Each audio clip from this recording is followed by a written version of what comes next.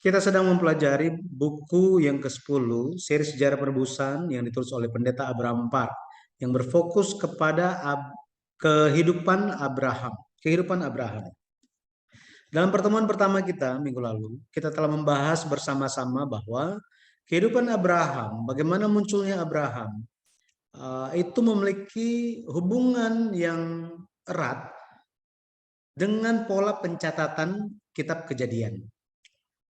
Karena pencatatan kitab Kejadian benar-benar menyoroti Abraham untuk kita semua sebagai pembaca atau sebagai orang yang percaya untuk memperhatikan Abraham. Kenapa Abraham itu penting? Karena di Perjanjian Baru Allah membuka Perjanjian Baru itu dengan Abraham sebagai kunci yang pertama, pintu yang pertama untuk sisa stok yang nggak ada. Untuk melaksanakan pekerjaan atau untuk menyatakan pencatatan-pencatatan hal-hal yang terjadi di Perjanjian Baru.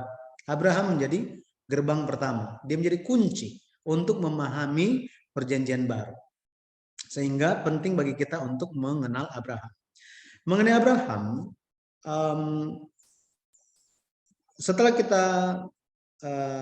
kita pelajari minggu lalu, kitab Kejadian itu dibagi menjadi dua bagian.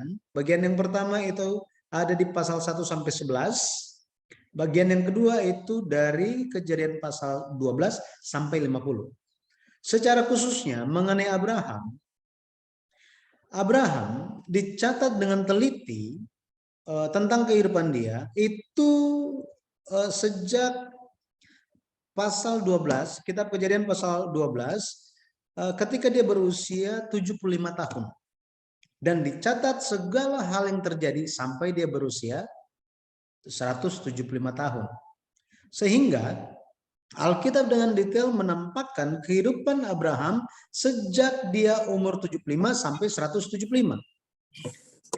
Pendeta Abraham Park mengajak dan membawa umat Kristen untuk memperhatikan 100 tahun kehidupan Abraham ini. 100 tahun kehidupan Abraham di tanah Kanaan. Dan ini bisa dilihat dari beberapa sudut pandang. Yang pertama itu mengenai kita bisa memahami 100 tahun kehidupan Abraham dari sudut pandang 10 tempat perjalanan kehidupan Abraham. Jadi selama dia hidup ada 10 tempat dia pergi. Kemudian kita bisa melihat juga lewat 7 perjanjian yang Allah berikan. 7 perjanjian yang Allah dirikan dengan Abraham. Dan ada sudut pandang yang lain, kita bisa memahami 100 tahun itu, 100 tahun kehidupan Abraham di Kanaan, dari sudut pandang 10 perintah agung. 10 perintah agung yang diberikan. Kemudian bisa juga dipahami dari sudut pandang 10 anugerah, 10 berkat. Ya, 10 berkat. Kita akan lihat satu persatu, dan hari ini kita akan lihat mengenai 100 tahun kehidupan Abraham dari sudut pandang 10 tempat perjalanan. Hari ini kita akan bahas tentang bagian pertama dalam 10 tempat perjalanan ini. Itu adalah bagian pertama ini menjangkau dari Ur Kasdim sampai kepada Sikem. Jadi ada 3 tempat, Ur Kasdim, Haran, dan Sikem. Kejadian 12 ayat 1 sampai 7. Kita baca dulu Kejadian 12 ayat 1 sampai 7. Kejadian 12. Oke, sebentar. Kejadian, kita akan lihat Kejadian 12 ayatnya yang ke-1 sampai yang ke-7. Oke, saya baca. Kita bisa baca bersama-sama juga ya. Berfirmanlah Tuhan kepada Abram, pergilah dari negerimu dan dari sanak saudaramu dan dari rumah bapamu ini ke negeri yang akan kutunjukkan kepadamu. Aku akan membuat engkau menjadi bangsa yang besar dan memberkati engkau serta membuat namamu masyhur, dan engkau akan menjadi berkat. Aku akan memberkati orang-orang yang memberkati engkau dan mengutuk orang-orang yang mengutuk engkau. dan olehmu semua kaum di muka bumi akan mendapat berkat. Ayat 4. Lalu pergilah Abram seperti yang difirmankan Tuhan kepadanya, dan Lot pun ikut bersama-sama dengan dia. Abram berumur 75 tahun ketika ia berangkat dari Haran. Abram membawa Sarai istrinya dan Lot anak saudaranya dan segala harta benda yang didapat mereka dan orang-orang yang diperoleh mereka di Haran. Mereka berangkat ke tanah Kanaan lalu sampai di situ. Abram berjalan melalui negeri itu sampai ke suatu tempat dekat Sikem, yakni pohon Tarbantin di More. Waktu itu orang Kanaan diam di negeri itu. Ayat 7. Ketika itu Tuhan menampakkan diri kepada Abram dan berfirman, aku akan memberikan negeri ini kepada keturunanmu. Maka didirikannya di situ mezbah bagi Tuhan yang telah menampakkan diri kepadanya. Ini adalah firman Tuhan. Baik. Mari kita lihat mengenai Ur Kasdim. Abraham lahir di tempat bernama Ur Kasdim pada tahun 2166 sebelum Masehi. Kemudian dia lahir di Ur Kasdim. Dia di Ur Kasdim menerima panggilan dari Tuhan. Kemudian dia pergi ke Haran dan tidak diberitahukan umurnya waktu itu berapa. Tetapi dikasih tahu ketika panggilan Tuhan yang kedua di Haran, yaitu waktu dia di Haran, usia Abraham adalah 75 tahun. Nah, jadi seperti saya bilang, kita nggak tahu berapa lama dia tinggal di Ur, berapa lama dia tinggal di Haran, tidak tahu. Tetapi yang jelas bahwa dia di Ur Kasdim itu tidak sampai umur 75 tahun dia di Ur Kasdim. Oke, kalau Kejadian 11 ayat 26, Kejadian 11 ayat 26, dikatakan setelah Terah hidup 70 tahun, ia memperanakan Abram, Nahor, dan Haran. Nah, kalau kita lihat di sini, tidak dijelaskan ini umur 70 tahun ini dia dapat langsung 3 anak sekaligus, ataukah dia hanya 70 tahun ketika memperanakan Abram. Setelah itu mengenai Nahor dan Haran, ya tidak tahu berapa umur Terah waktu Nahor dan Haran lahir. Tetapi dari ahli teologi menekankan begini. Setelah Terah hidup 70 tahun, ia memperanakan Abram. 70 tahun ini menunjukkan usia Terah ketika Abraham lahir. Tidak dicatat kapan, usia berapa dia memperanakan Nahor dan Haran. Ini menggambarkan 2 hal. Yang pertama, yang paling penting dari 3 anak ini, dari Abram, Nahor, Haran, yang paling penting adalah Abram. Yang kedua, Allah ingin kita fokus kepada Abraham. Ini yang paling penting, yang Allah anggap paling penting adalah Abraham. Kemudian Allah ingin kita fokus sepenuhnya kepada Abraham. Oke. Nah, Ur Kasdim ini dikenal sebagai kota yang ekonominya sangat maju, tetapi di situ juga merupakan kota penyembahan berhala. Kenapa? Banyak orang keluar masuk di dalam kota ini, Ur Kasdim.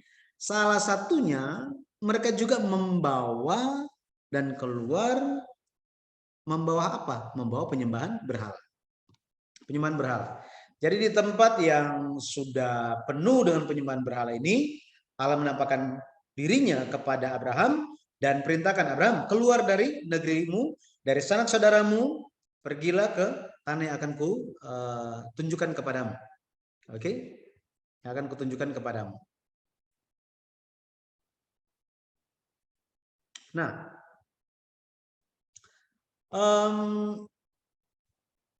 kalau kita lihat,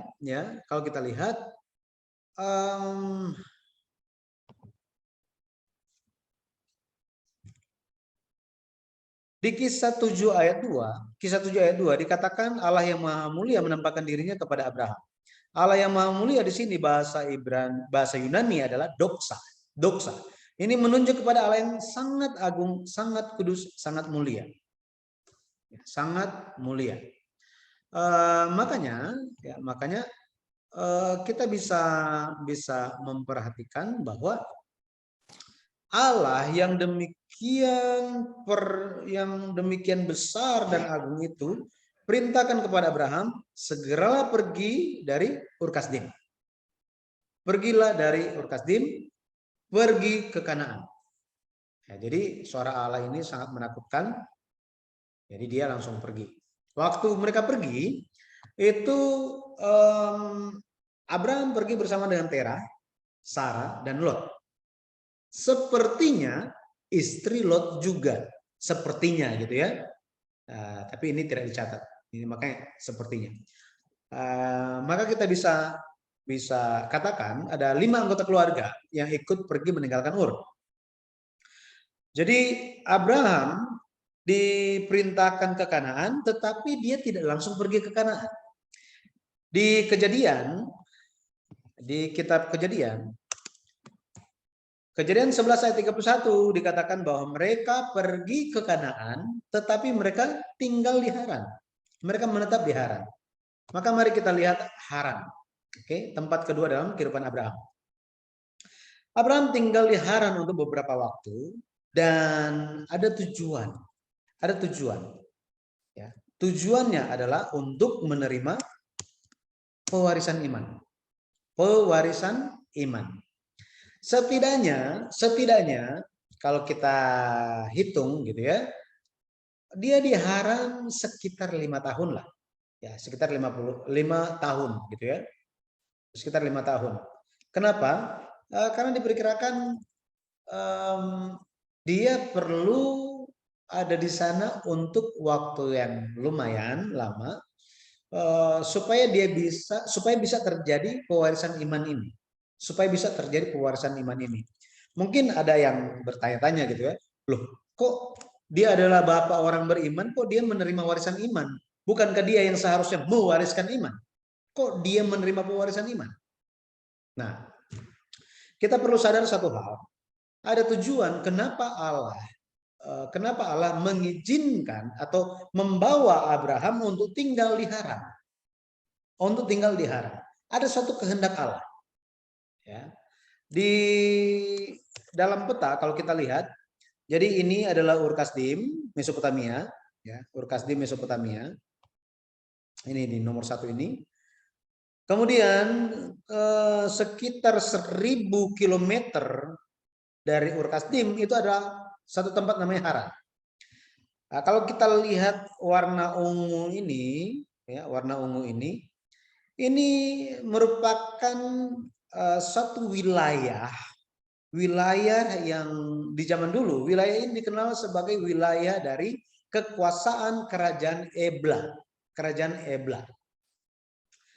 Di buku silsilah di kitab Kejadian, di bagian tentang Eber, pernah dibahas, di situ dibahas tentang Ebla.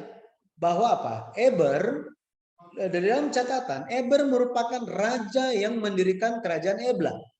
Nah, Ebla ini wilayah kekuasaannya menjangkau sampai ke wilayah Haran. Wilayah Haran. Nah, makanya kita bisa lihat di Haran ini ada keturunan Nuh yang tinggal di sana.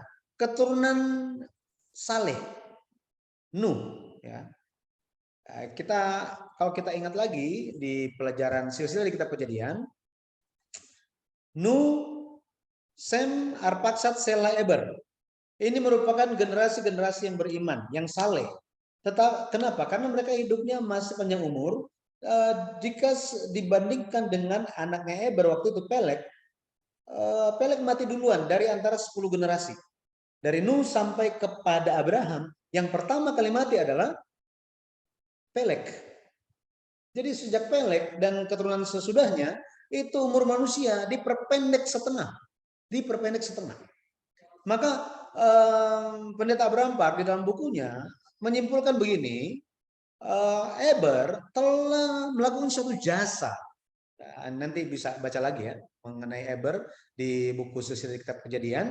Tetapi begini, Eber telah membawa besertanya Nuh, Sem, Arpaksad, Sela, dan dirinya sendiri Eber menyeberangi sungai Efrat dan menuju ke wilayah Aleppo, termasuk di situ Haran, dan membangun kerajaan di sana. Membangun kerajaan di sana.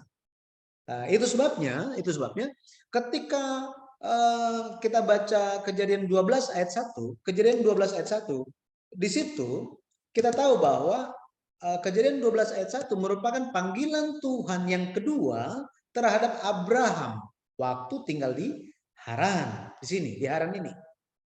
Dan apa perintah Tuhan waktu itu? Tuhan perintahkan apa? Kejadian 12 ayat 1, berfirmanlah Tuhan kepada Abraham, pergilah dari negerimu, dari sanak saudaramu, dan dari rumah bapamu ini ke negeri yang akan kutunjukkan kepadamu. Di sini Allah perintahkan Abraham untuk pergi dari negerinya, dari sanak saudaranya. Siapa negeri dan sanak saudaranya? Kalau kita tidak membaca dengan detail, kalau kita tidak mengikuti pembahasan yang diberikan oleh Pendeta Abraham Park di buku yang pertama, silsilah di kitab Kejadian, maka kita akan berpikir bahwa Kejadian 12 itu merupakan secara kontekstual merupakan panggilan Tuhan waktu di Ur Kasdim. Dan banyak orang Kristen memahaminya demikian. Bahwa apa? Kejadian pasal 12 masih tentang Ur Kasdim. Abraham di Ur Kasdim. Makanya kita menerima kasih karunia Tuhan untuk bisa dicerahkan lewat penyingkapan yang dilakukan oleh Pendeta Abraham Park tentang dua panggilan Abraham. Ya, ini belum pernah dibahas oleh siapapun, oleh teologi manapun, oleh pendeta manapun di dalam sejarah. Ya, dalam sejarah. Jadi ini merupakan pembahasan yang luar biasa. Nah, ini pun membuat kita lebih memahami bahwa apa? Oh, ketika di Haran ini Abraham menerima panggilan yang kedua, pergilah dari negerimu. Siapa di situ? Itu adalah negeri Ebla. Ini negeri Ebla. Tempat di mana keturunan Nuh yang saleh, Nuh, Sem, Arphaxad, Sela, Eber, itu tinggal di sana. Makanya dikatakan pergilah dari negerimu dan dari sanak saudaramu. Oke, cukup jelas di sini ya. Dari sini pada akhirnya mereka Abraham meninggalkan Haran. Kita bisa menduga bahwa Abraham itu tidak begitu tahu menahu tentang bagaimana peristiwa yang terjadi sekitar zamannya Nuh. Dia tidak begitu mengenal. Dia tidak begitu mengenal tentang kehendak Tuhan di zaman itu. Ya, di zaman Nuh, ya, sebelum dia. Tetapi dalam keadaannya yang tidak begitu tahu tentang pekerjaan Tuhan, tidak begitu tahu dengan mendalam tentang Tuhan dan rencana keselamatannya, dia pergi, diperintahkan Tuhan untuk tinggalkan Ur Kasdim dan menetap di Haran, sehingga dia bisa bertemu dengan bapak-bapak leluhur iman. Kalau kita lihat, okay. Makanya Abraham di SDKK, silsilah di kitab Kejadian, kita telah tahu bahwa apa? Nuh dan Abraham itu hidup semasa selama 58 tahun. 58 tahun. Jadi ada alasan. Kenapa Abraham singgah di Haran? Itu adalah untuk menerima semua pengajaran tentang iman. Tentang iman. Makanya mungkin kita di sini datang belajar di kelas ini gitu ya. Oh, karena diajak, oh karena ya nyasar aja ke sini, atau ya dirasa nggak enak dipanggil orang gitu ya, teman. Tapi percayalah, ada kehendak Tuhan. Kenapa saudara-saudara semua singgah di dalam kelas pelajaran di sore hari ini, setiap Jumat jam 5 sore ini? Kenapa? Supaya kita bisa menerima semua pengajaran tentang iman. Amin. Amin. Saya percaya seperti itu. Jadi kenapa? Karena bagi Abraham, hanya ketika dia menerima semua pengajaran iman, barulah dia ada kualifikasi untuk masuk ke tanah Kanaan. Kenapa demikian? Karena tanah Kanaan ada banyak penyembahan berhala juga. Bayangkan, dia keluar dari Ur Kasdim karena Ur Kasdim itu adalah tempat penyembahan berhala. Dia mau pergi ke Kanaan, which is tempat penyembahan berhala juga di sana. Makanya, apa bedanya? Kenapa Tuhan memimpin dia pergi ke tanah Kanaan? Kalau Kanaan itu adalah tempat penyembahan berhala juga. Dipanggil untuk tidak terpengaruh dari kehidupan penyembahan berhala di Ur Kasdim, tetapi dipanggil suruh tinggal di Kanaan yang banyak penyembahan berhala. Buat apa? Betul kan? Buat apa? Nah, makanya dia perlu menerima pengajaran iman yang tepat, yang akurat, yang jelas. Supaya apa? Supaya dia bisa dipersiapkan untuk masuk dan tinggal di tanah Kanaan. Meskipun di sana ada banyak orang yang menyembah berhala. Semuanya menyembah berhala, kecuali dia aja sama orang-orang yang mengikutinya. Nah, ini suatu hal yang luar biasa. Satu hal yang luar biasa kalau kita lihat. Ya. Jadi fakta bahwa fakta yang disingkapkan oleh pendeta Abraham Park ini merupakan penyingkapan pertama di sepanjang sejarah dunia bahwa apa? Nuh dan Abraham hidup semasa selama 58 tahun membuat kita menduga bahwa apa? Kemungkinan besar mereka bertemu dan mewariskan iman. Mewariskan iman. Bagaimana ketaatan Nuh? Nuh, imannya, iman dan ketaatannya dalam membangun Bahtera.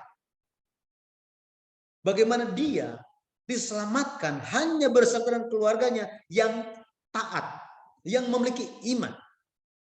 Abraham pun memiliki iman dan ketaatan. Dari mana dia belajar itu? Anak-anak kita belajar tuh untuk apa? Untuk ikut sekolah minggu, untuk ikut ibadah, untuk berdoa, untuk mengasihi orang tua, untuk berikan persembahan. Dari mana itu semua? Apakah dia muncul suatu ide dan ilham dengan sendirinya? Oh, saya dapat ilham, Mama, kita harus memberikan persembahan. Tidak begitu kan? Semuanya lewat apa? Lewat pengajaran.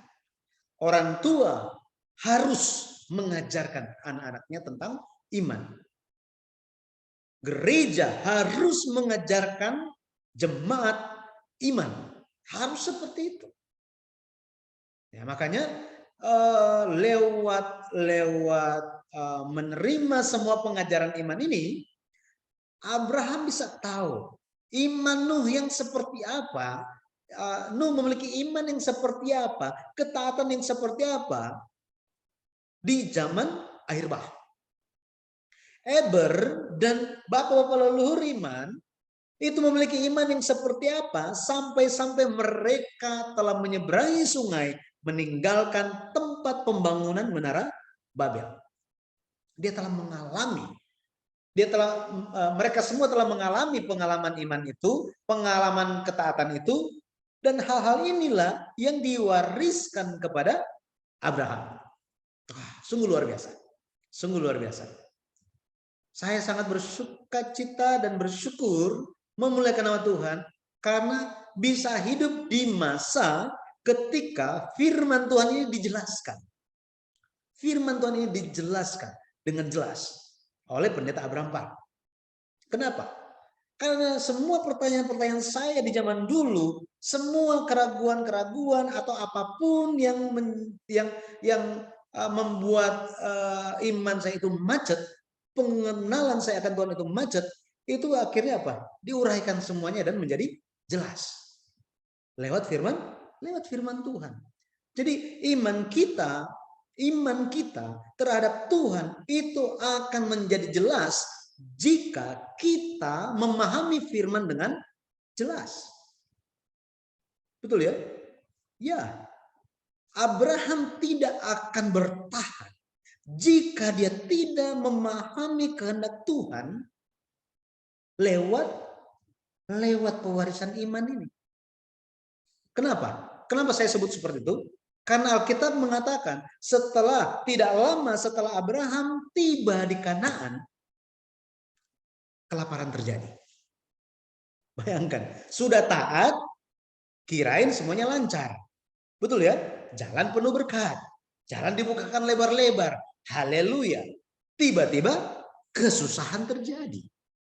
Nah, tanpa dia menerima semua pewarisan iman, dia tidak akan bisa bertahan. Sama seperti itu. Sama seperti itu. Jika kita tidak menerima pewarisan iman hari ini, maka kita tidak akan bertahan ketika pencobaan besar terjadi. Tidak bisa. Ya. Kenapa bisa begitu? Apakah itu suatu hal yang pasti? Yes, firman Tuhan mengatakan. Firman Tuhan mengatakan bahwa apa? Iman itu hanya muncul, hanya timbul lewat mendengarkan firman Tuhan. Lewat firman Tuhan. Lakukan segala kebaikan, tetapi tidak pernah tahu dan tidak mau tahu tentang firman Tuhan. Dan menganggap dirinya sebagai orang yang beriman, orang yang percaya. Apa bedanya dengan orang Yahudi zaman dulu? Orang Yahudi zaman dulu, mereka lakukan semuanya yang mereka pikir baik. Tetapi ketika Yesus datang, nggak kenal semuanya. Terbang melayang imannya. Jadi bagi kita, mari kita ikut Tuhan dengan benar di jalan yang jelas. Ya. Haran arti namanya adalah jalan besar. Jalan besar. Dari sudut pandang sejarah perubusan, Haran ini menggambarkan gereja yang harus berfungsi sebagai pintu besar untuk firman Tuhan bisa diwariskan. Ya, harus seperti itu. Rasul Paulus menekankan hal ini.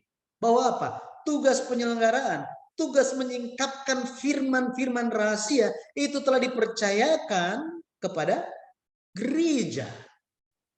Kepada gereja. Dengan iman, secara rohani, kita semua adalah gereja. Bait suci rohani. Maka kita harus menerima pewarisan iman itu dan meneruskannya. Meneruskan pewarisan iman itu. Oke? Ya, jadi pada akhirnya di Haran juga Abraham menerima perintah di Kejadian 12 ayat 1. Pergilah dari negerimu, dari sanak saudaramu, dan dari rumah bapamu. Dari rumah bapamu. Kenapa disuruh untuk meninggalkan rumah bapaknya? Atau kita lihat dulu, kenapa harus pergi dari negeri dan sanak saudara? Loh, bukankah dia sedang menerima semua pengajaran iman? Arti perintah Tuhan di Kejadian 12 ayat 1 adalah apa?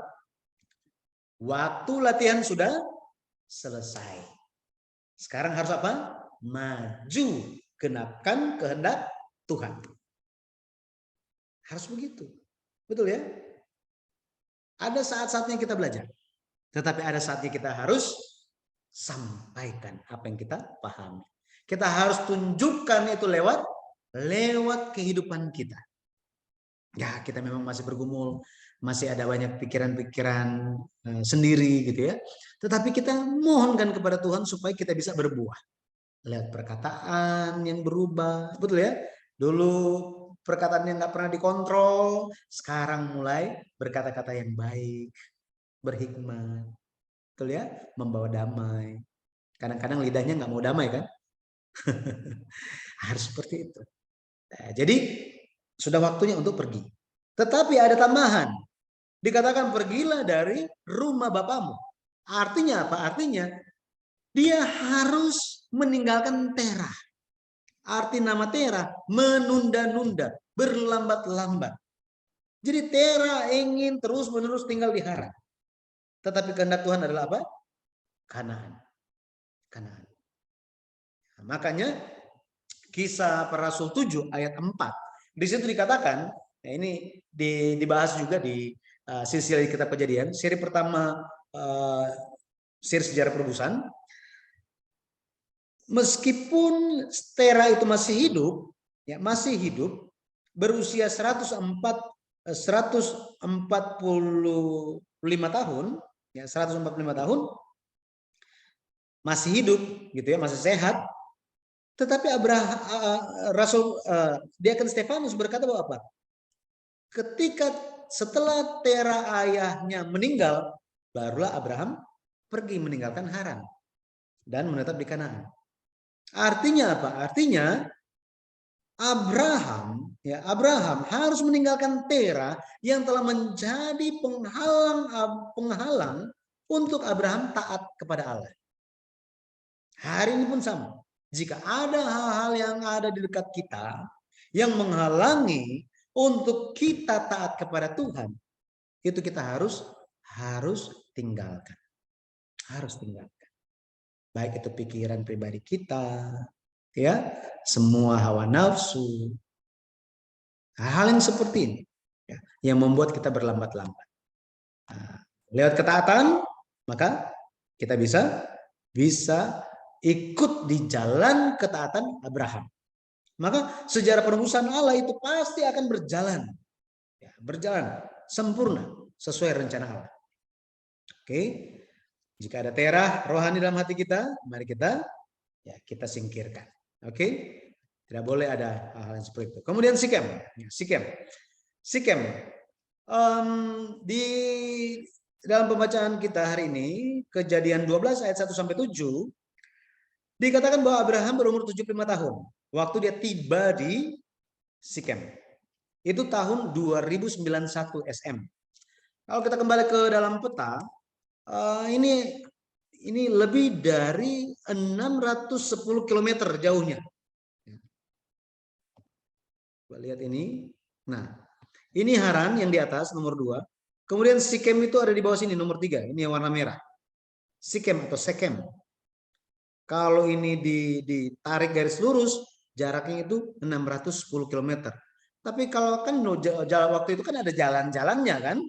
Ada jalan-jalannya. Ini merupakan jalur-jalur perjalanan umum perdagangan di zaman itu. Sehingga lebih dari 610 km. Perjalanan yang sangat-sangat jauh kalau kita lihat. Tetapi Abraham pergi. Ya, Abraham pergi. Kalau kita lihat, dia sementara pergi ke negeri asing. Ya, negeri asing. Sekarang ini Tera sudah nggak ada. Kalau kita baca di Kejadian 11 ayat 31, yang muncul pertama kali itu Tera. Dikatakan bahwa Tera membawa Abram dan berikutnya. Tera yang menjadi pemimpin. Tetapi di Kejadian pasal 12 kita bisa melihat bahwa Abraham tampil sebagai kepala keluarga. Dia yang bertanggung jawab menjaga istrinya, ya, Sarah, dan keluarga Lot, ya, Lot dan keluarganya. Nah ini, kalau kita lihat, bayangkan, ini dia yang sekarang memikul tanggung jawab yang penuh seperti ini. Ya. Setelah dia tiba di tanah Kanaan, kalau kita lihat tanah Kanaan, ini coba lihat ya, tanah Kanaan itu sejak di sini nih, di bagian Dan ini nih, ya, di bagian sini, ini udah mulai ke tanah Kanaan ini. Tetapi sejak Abraham itu masuk ke tanah Kanaan, Allah tidak menampakkan diri kepadanya. Dikatakan di Kejadian pasal 12, oke, ayat yang ke-6, ayat yang ke-5 bagian B dikatakan bahwa mereka berangkat ke tanah Kanaan lalu sampai di situ. Udah tiba kan? Ayat 6 dibilang apa? Abraham berjalan melalui negeri itu sampai ke suatu tempat dekat Sikem. Nah, ketika ada ekspresi Abraham berjalan melalui negeri itu sampai ke satu tempat dekat Sikem, artinya apa? Artinya sejak dia tiba di Kanaan sampai dia tiba di Sikem, Tuhan tidak menampakkan diri kepadanya.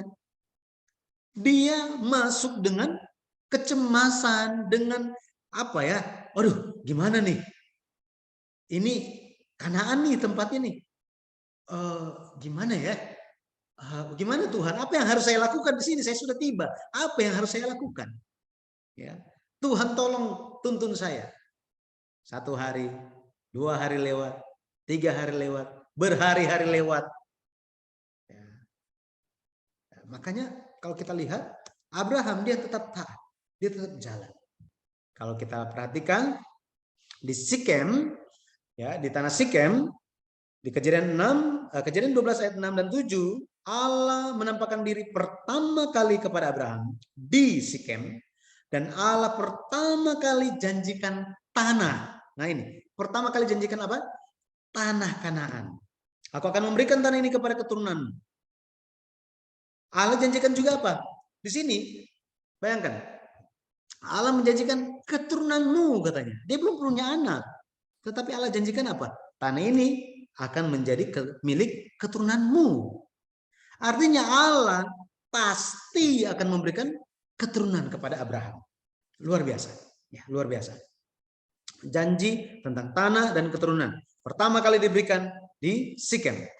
Jadi Sikem pada akhirnya merupakan tempat yang mewakili seluruh tanah Kanaan. Sikem adalah tanah yang diterima pertama kali oleh Abraham berdasarkan janji Allah. Janji Allah. Ini seperti dokumen resmi. Ya, dokumen resmi. Makanya Sikem, ya, ketika bicara mengenai Sikem, Abraham langsung ingat apa? Oh, ini seluruh tanah Kanaan. Seluruh tanah Kanaan. Inilah Sikem, selalu diingat oleh Abraham. Di kemudian hari, Yakub membeli tanah Sikem. Membeli tanah Sikem. Diaken Stefanus dengan tuntunan Roh Kudus berkata bahwa apa? Sikem itu dibeli oleh Abraham. Padahal faktanya dalam sejarah nyata Yakub yang beli. Tetapi Tuhan berbicara lewat Diaken Stefanus dan katakan apa? Yakub beli. Memang Yakub yang beli. Tetapi aku melihatnya sebagai apa? Abraham yang beli. Kenapa? Karena iman Abraham dan iman Yakub telah menjadi satu. Pewarisan iman itu telah terjadi. Ketika Yakub membeli tanah di Sikem, itulah menjadi suatu bukti hak kepemilikan dari keturunan Yakub, keturunan Israel. Jadi meskipun sampai sekarang banyak orang memperebutkan gitu ya, berkata bahwa oh tanah di Israel sekarang ini adalah milik kami. Orang Yahudi tinggal apa? Coba cek. Ya, ini dokumen yang paling tua nih. Dokumen yang ditulis oleh Musa. Dokumen yang paling tua. Coba lihat. Ya. Dikatakan bahwa Yakub membeli tanah di Sikem. Yakub adalah Israel. Jadi tanah Kanaan adalah milik kami. Yang nggak bisa menang. Ya. Nggak bisa menang. Nah, jadi di situ juga Kejadian 12 ayat 7 di situ ditekankan bahwa setelah menerima janji Allah tentang tanah dan keturunan, Abraham mendirikan mezbah. Dia memanggil nama Tuhan. Jadi tindakan membangun mezbah dan memanggil nama Tuhan ini menunjukkan ibadah di zaman sekarang. Di zaman sekarang. Artinya apa? Kalau kita lihat di sini mendirikan ibadah, mendirikan mezbah, memanggil nama Tuhan, ini segera dilakukan Abraham. Setelah dia menerima janji tentang tanah dan keturunan, dia segera menyembah Tuhan, bersyukur kepada Tuhan, beribadah kepada Tuhan. Maka hari ini kita perlu menemukan jejak iman Bapak Abraham di dalam kehidupan kita. Setelah kita menerima firman Tuhan, setelah kita menerima janji Tuhan, sudahkah kita beribadah dan bersyukur kepada Tuhan? Atau kita berlambat-lambat untuk beribadah?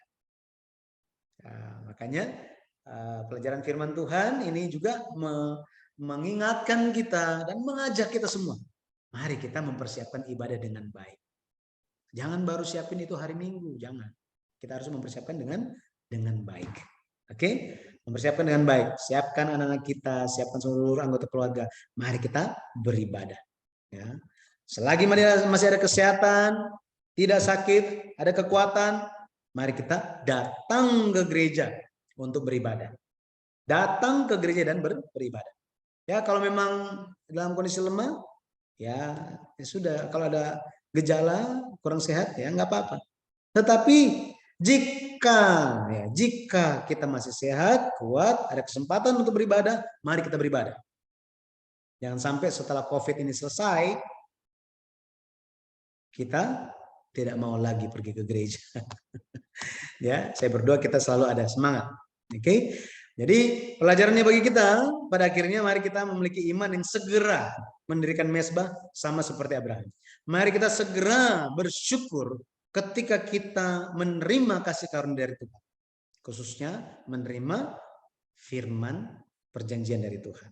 Ya. Pada akhirnya berkat Tuhan yang telah Dia janjikan kepada Abraham akan juga menjadi bagian kita, menjadi berkat kita.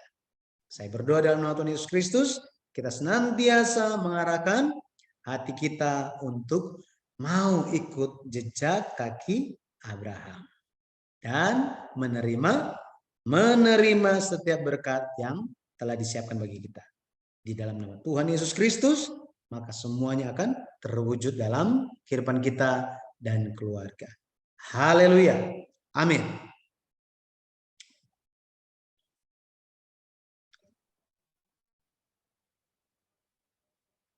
Oke,